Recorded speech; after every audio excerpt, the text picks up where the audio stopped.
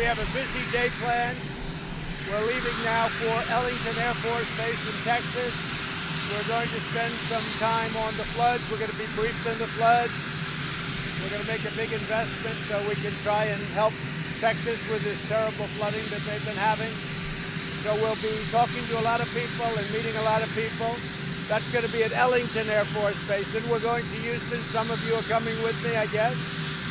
We'll be going to Houston, and we'll be at a very nice big stadium packed full of people with Prime Minister Modi of India. He asked if I'd go with him, and I've accepted, and we're going to have a good time with Prime Minister Modi. We have, I hear it's a tremendous crowd, so that'll be in Houston. And then after that, I'm going to Ohio. Pratt Industries is opening a $1 billion plant, and I told Mr. Pratt, who is a great Anthony, I told him if he does something really spectacular, I'll go and cut the ribbon, and he did. He invested $1 billion in Ohio. So that's Pratt Industries. They're great people. It's a great company, headed by a very great businessman from Australia. So they're bringing $1 billion into Ohio, and I said I'd go and cut the ribbon, and here it is. We're ready to cut a ribbon. It's a great plan. So we look forward to that. Then we're coming home, and then we have a lot of work at the United Nations during the next week.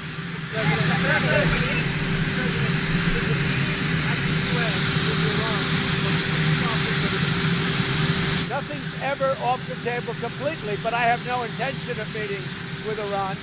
That doesn't mean it doesn't happen. I'm a very flexible person, but we have no intention. It's not set up. We're meeting with a lot of leaders. We have about 15 meetings set up, but Iran is not one of them.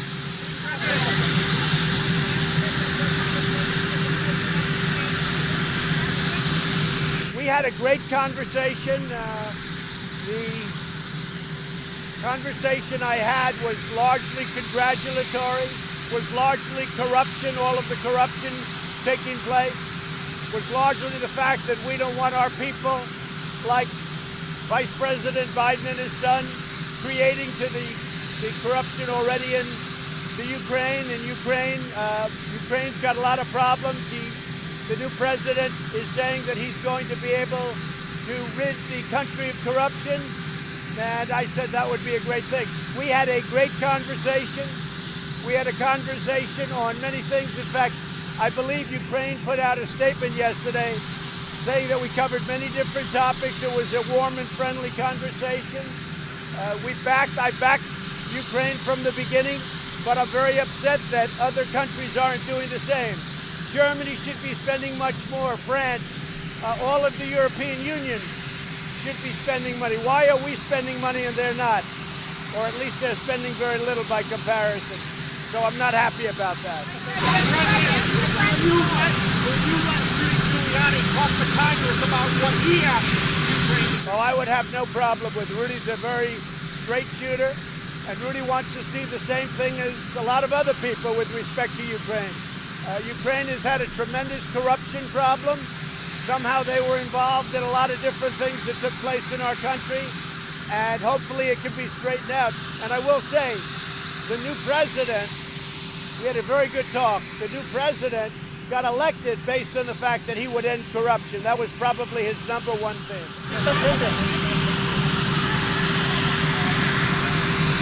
Well, this whistleblower, or whoever it was, because it sounds like it's not a whistleblower, you can't have that happen to a president of the United States. The conversation, by the way, was absolutely perfect. It was a beautiful, warm, nice conversation. And it was put out last night also by Ukraine. But you can't have people doing this. And you can't have people doing false alarms like this. And you know, when a president speaks to the head of another country, he has to be able to speak to those people.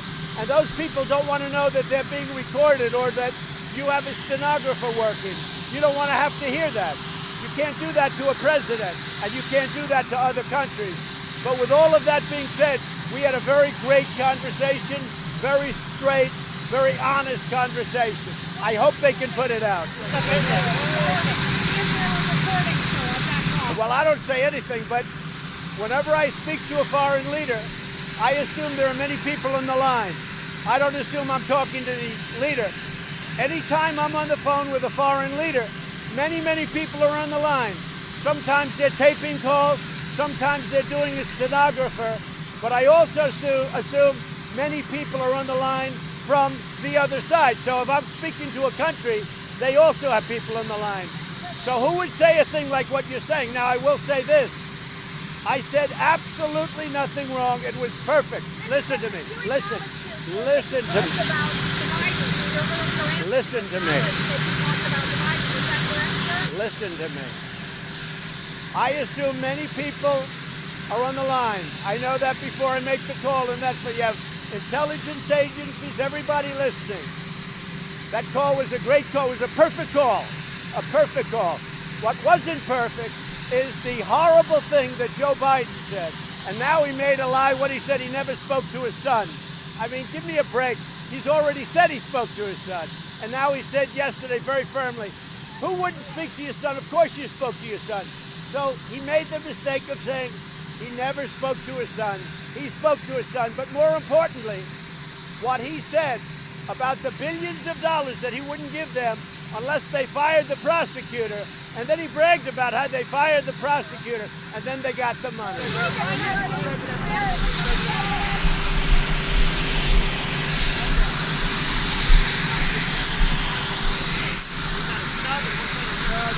Stop it off. Very busy. I'm going on the floods today. The floods are very important to me.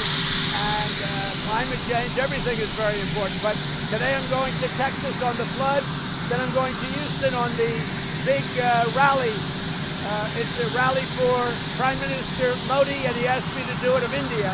And I look forward to doing it. Do you believe that Biden, Joe and Hunter Biden, have enriched themselves personally because of their involvement? Well, not only Ukraine, take a look at China. They took a tremendous amount of money out of China. Now, if they ever took over a China negotiation, he would sell us out. Look at all the money he made in China. The son, he knew nothing. The son is a stiff, he knew nothing. And he's making hundreds of thousands and millions of dollars. And he did the same thing in Ukraine. He knows nothing. This is a very dishonest thing that Joe Biden did. And then he said he never spoke to his son. Does anybody believe that one? But then he also said long before that he did speak to his son. So he lied again. But what he said is that he wouldn't give, I think it was billions of dollars to Ukraine unless they fired the prosecutor who was looking at his son and his son's company, the company that his son worked with. And that's a very dishonest thing. And I'm not looking to hurt Biden. I'm not even looking to hold him to it, to be honest. But he said a very bad thing. He said a very foolish thing.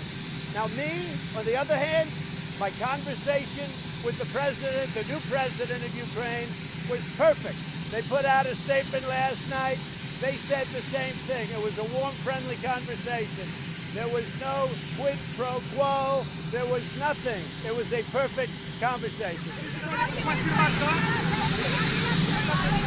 Go ahead.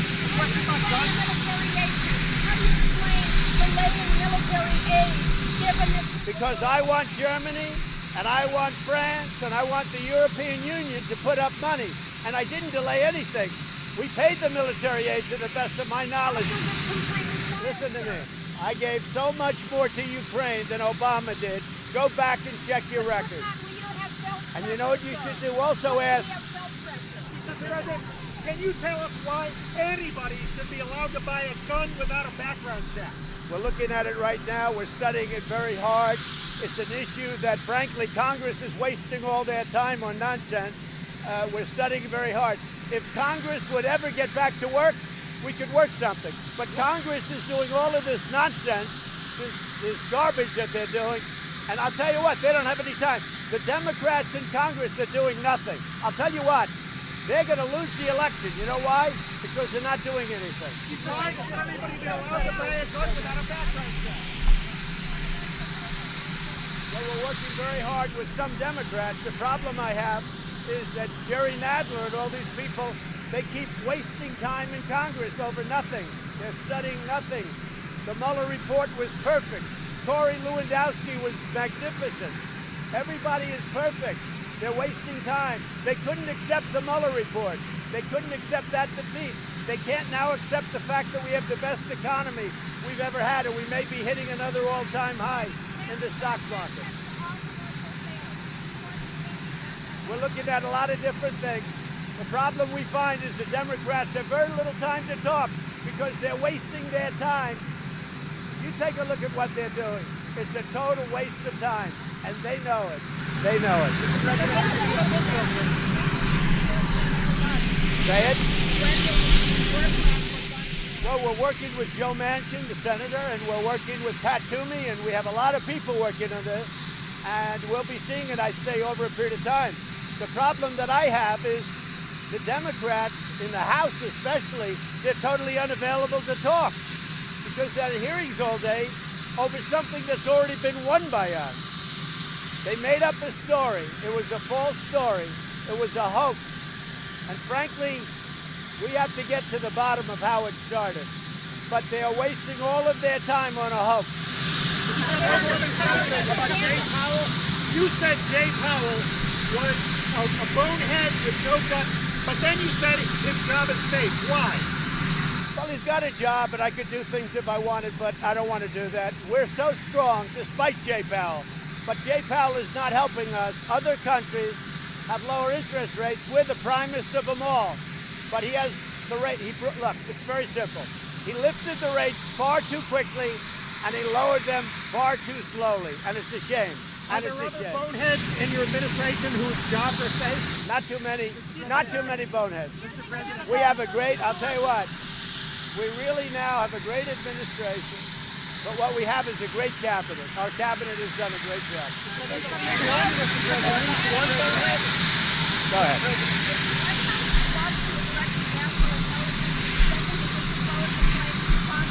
No, he is a great gentleman, Joe. He's doing a fantastic job, and I know one thing, he's only going to do what's right, but he is doing a fantastic job, and he's only going to do what's right. But just so you understand, the conversation I had with the president of Ukraine was absolutely perfect. And people better find out who these people are that are trying to subvert our country, because here we go again. These are bad people. But the conversation I had with the president of Ukraine was absolutely a 10. It was perfect. Now, what you have to do is look at the corruption on the Democrat side. Take a look at how the whole witch hunt started. Now they want to try and start another witch hunt, but unfortunately this one is reverting now to Joe Biden because he's done some very bad things. And I'm not even looking to hurt him, to be honest. He needs all the help he can get. I'm not looking to hurt him. I'm not looking to hurt his family. But the corruption and what he said is a terrible thing. That was a steak dinner. That was a steak dinner, Mr. President.